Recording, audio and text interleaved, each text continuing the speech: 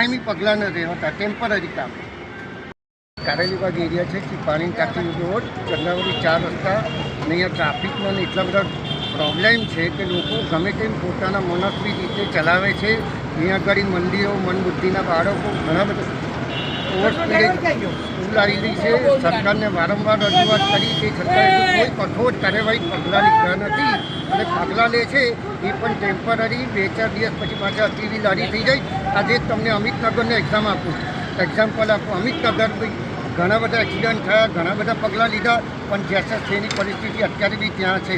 સરકારને એક જ વિનંતી છે કે અત્યારે એવા લોકો પગલાં લો સક્ષમ કે લોકોને નજરે આવે અને પબ્લિકને કોઈ તકલીફ ના પડે. કેટલા દિવસનું લાગે છે દબાણ?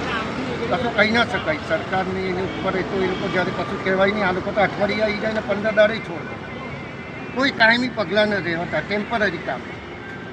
આખા બરોડા રોડ છે પાણી ટાંકી વાળો. અચ્છા, હિટ એન્ડ રનની ઘટના આજ રોડ પર બની હતી.